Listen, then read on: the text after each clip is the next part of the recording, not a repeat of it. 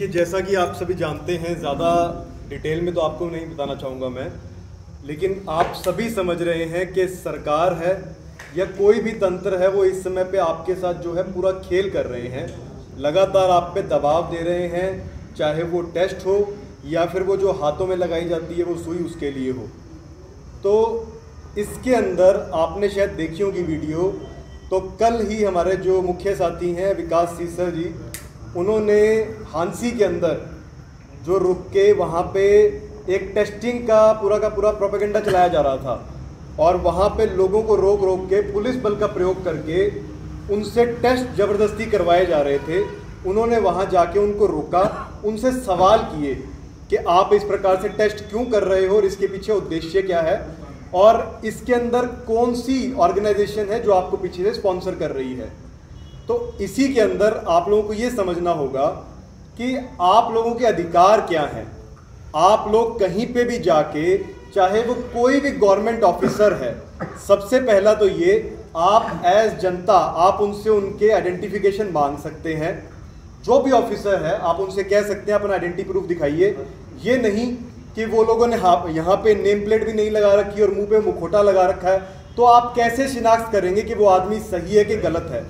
कोई बहरूपिया भी हो सकता है, कोई डाकू भी हो सकता है और आपको रोक के आपके लूटमार भी कर सकता है, या फिर आपके शरीर के अंदर कोई ऐसा केमिकल डाल सकता है जिसके माध्यम से आप लोग बीमार पड़ जाएं या बेहोश पड़ जाएं, तो आपके साथ लूटमार हो सकती है। तो आप लोग वहां रुक के जहां पे भी इस प्रकार के टेस्ट हो रहे हैं उनसे पूरी इंफॉर्मेशन ले सकते हैं। उसके लिए आपको किसी कागज की आवश्यकता नहीं है। आप एज जनता उनसे जाके कहेंगे कि देखिए मेरा अधिकार है, मैं आपसे पूछ सकता हूं आप लोग कौन हैं, अपने आइडेंटिफिकेशन बताइए, उनका चेहरा है वो देखिए, उनकी आप वीडियोग्राफी कर सकते हैं। साथ साथ में आप उनसे ये पूछिए जो आप ये टेस्ट कर रहे हैं, इस टेस्ट के अंदर आप लोग कौन से केमिकल का इस्तेमाल कर रहे हैं और इस केमिकल से हमें क्या नुकसान होगा, इस चीज के बारे में हमें बताइए। अगर वो आपको ये कहते हैं कि आप सरकारी ऑफिसर नहीं हैं या आप कौन से डिपार्टमेंट से हैं, तो इस चीज के लिए आपको जस्टिफिकेशन देने की आवश्यकता नहीं है। आप उनको कहिए कि देश की जनता मैं हूं और देश का मालिक मैं हूं, उसी के लिए हमने जनता सरकार मोर्चा बनाया है, उसके माध्यम से भी आप लोगों को इंफॉर्मेशन पहुंचाई जा रही है।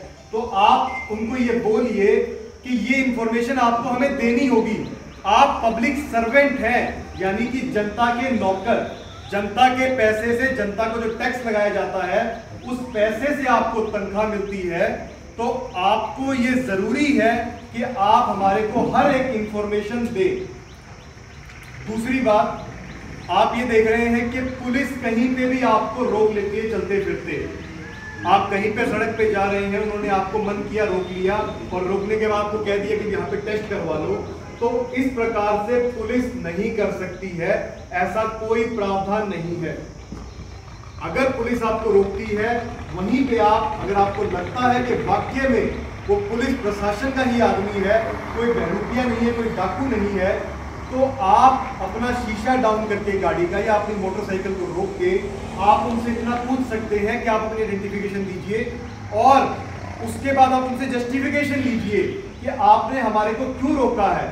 उस चीज का एविडेंस प्रोवाइड कीजिए कि आपके पास एक उचित एविडेंस है और आपके पास विक्टिम है, जिस आदमी को मेरे यहाँ पे चलने से और कुछ नुकसान हो रहा है, उस आदमी को हमारे सामने प्रेजेंट कीजिए। उनको वो आपको एविडेंस और वो जस्टिफिकेशन देनी पड़ेगी। अगली बात ये है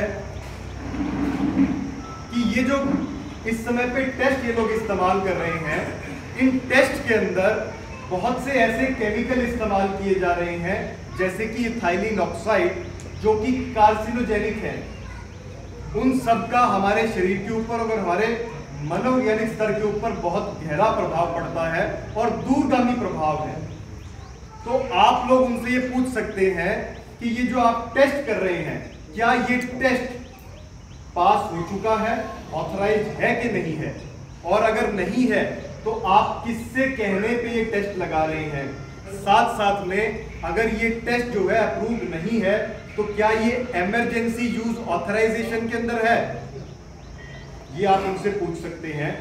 अगली बात आप उनसे ये भी पूछेंगे कि ये जो टेस्ट आप कर रहे हैं इसका पैसा कहां से आ रहा है, क्योंकि पैसा आप ही का है। अगर वो फ्री में टेस्ट कर रहे हैं तो जनता के पैसे से और आप ही लोगों को गुमराह करके आपके पैसे से आप ही को बीमार किया जा रहा है। तो आप उनसे पूछ सकते हैं इस टेस्ट का मैन्युफैक्चरर कौन है, इस टेस्ट का पैसा कहां से आया, आपको ये किट्स जो है किसने सप्लाई की है, और इस टेस्ट के बाद जो भी इसका रिजल्ट होगा, जो भी इसका डेटा होगा, जो इंफॉर्मेशन आप हमसे लेंगे, वो डेटा आप किस किस कंपनी के साथ शेयर करेंगे, इस चीज के बारे में आप उनसे पूछिए।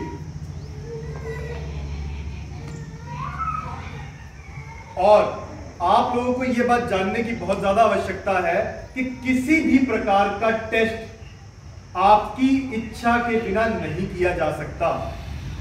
और इच्छा से मेरा मतलब है फ्री विल, यानी कि बिना किसी दबाव के आप अपनी निजी इच्छा से चाहते हैं कोई टेस्ट करवाना, तभी आपको कोई टेस्ट करवा सकता है, नहीं तो नहीं करवा सकता। और अगर किसी भी प्रकार का आपके ऊपर दबाव डाला जाता है टेस्ट करने के लिए, तो इसमें धारा 34, 220, 166, 120B, सेक्शन 323, 336, 302 और 307 तक का मुकदमा दर्ज हो सकता है। उसके डॉक्यूमेंट्स हम आपको प्रोवाइड कर देंगे। वो नोटिस आप मौके पे खुद काट सकते हैं, जो कानूनी कागज होगा वो आप खुद मौके पे इस्तेमाल कर सकते हैं, उस चीज के लिए आपको सजेक्ट किया जाएगा। अगला मैं पॉइंट आपको बताना चाहूंगा, आज हमारे जागरूक साथियों को जानने की बहुत ज्यादा जिस चीज की आवश्यकता है वो है हमारे वातावरण के अंदर क्या छेड़छाड़ की जा रही है।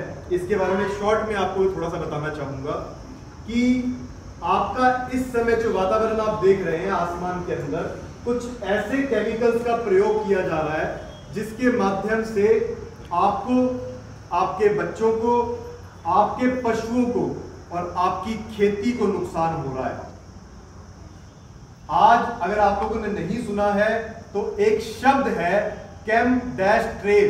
ये डैश मैं जानबूझ के डाल रहा हूं क्योंकि जो कंपनियां सुन रही हैं वो इस वीडियो को डिलीट कर देंगी, क्योंकि जैसे ही आप सच्चाई बोलने लगते हो वो लोग वीडियो को डिलीट कर देते हैं।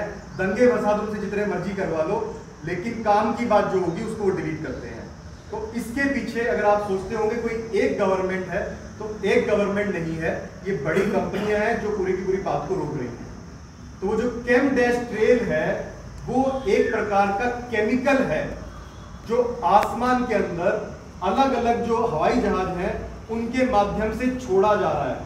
कुछ केमिकल जो है हवाई जहाज के अंदर कुछ मशीनरी लगा रखी है उसके माध्यम से छोड़े जा रहे हैं, और कुछ केमिकल ऐसे हैं जो कि इन लोगों ने पेटेंट करवा रखी है। उनका जो ईंधन है उस ईंधन के अंदर एल्यूमिनियम जैसे सब्सटेंसेस का इस्तेमाल किया जा रहा है।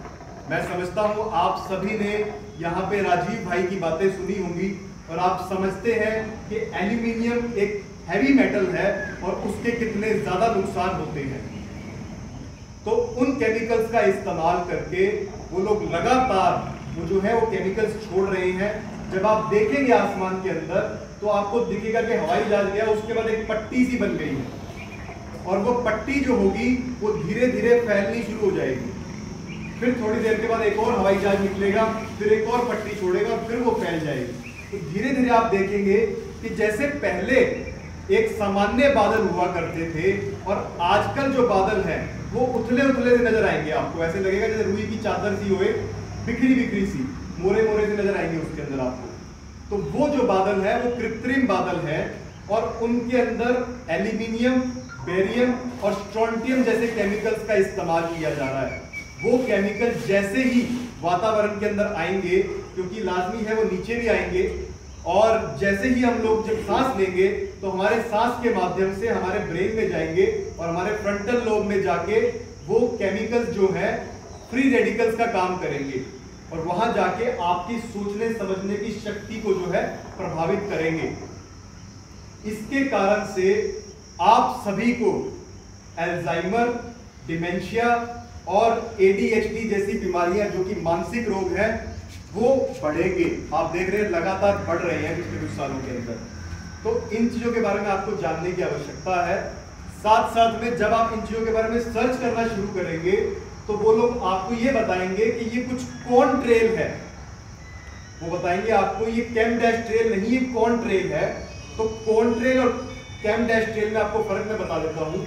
जो कौन ट्रेल होता है वो वातावरण के अंदर जब हाई स्पीड के ऊपर, हाई एल्टीट्यूड के ऊपर 30,000 फुट के ऊपर जब जाके हवाई जहाज उड़ता है और -30 डिग्री का टेम्परेचर रहता है तो वहां पे कौन ट्रेल बनती है, जैसे कि हम भाप छोड़ते हैं ठंडी के अंदर। लेकिन उसमें और कैम डैश ट्रेल में अंतर ये है कि वो जो कौन ट्रेल होगी वो 1 मिनट के अंदर अंदर गायब हो जाती है। लेकिन ये जो कैम डैश ट्रेल है, वो जो केमिकल है, वो पट्टी बन जाएगी और वो धीरे धीरे फैलने शुरू हो जाएंगे। और फैलने के बाद आने वाले समय में, जैसे ये पहले भी कर रहे हैं, एक टेक्नोलॉजी है HAARP वाली, उसके माध्यम से, जिसको बोलते हैं high frequency active aurora research program, उसके माध्यम से उस पूरे बादल को कंट्रोल तक किया जा सकता है। कहां पे बारिश होगी, कहां पे तूफान आएगा, कहां पे ओले पड़ेंगे, ये लोग वो कंट्रोल कर रहे हैं इस चीज को। और ये प्रोग्राम आज का नहीं है, कई सालों से चल रहा है, लेकिन अभी उन लोगों ने इसके अंदर बहुत ज्यादा स्पीड कर दी है। तो आप लोग इन चीजों को समझिए और समझते हुए इन चीजों के खिलाफ एक्शन लेना शुरू कीजिए, क्योंकि हमारे जो किसान साथी हैं उनको भी इन चीजों की जानने की बहुत ज्यादा आवश्यकता है, क्योंकि खेती को बहुत बड़ा नुकसान हो रहा है इससे, क्योंकि वो एल्यूमिनियम पार्टिकल जो है वो नैनो पार्टिकल की फॉर्म में है और जब वो धरती पे पड़ेंगे तो वो रूट स्ट्रक्चर के थ्रू हमारे प्लांट्स के अंदर एब्जॉर्ब होंगे और एब्जॉर्ब होने के बाद जो है वो हमारे शरीर के अंदर वापस जाएंगे खाने के माध्यम से। और साथ साथ में इन लोगों ने इस प्रोग्राम को इसलिए भी चला रखा है, जहां पे आप देख रहे हैं कि लगातार जंगलों के अंदर आग बढ़ रही है, तो जिन पौधों के अंदर, जिन पेड़ों के अंदर ये सब्सटेंसेस होंगे, ये केमिकल्स होंगे, वहां पे आग और ज्यादा भड़क के लगती है। तो इसके बहुत ज्यादा दूरगामी और महत्वपूर्ण जो है नुकसान होने वाले हैं आने वाले समय के अंदर। आप सब लोगों को इसकी जानने की आवश्यकता है। जो भी आपके क्वेश्चन है वो मीटिंग के बाद अवश्य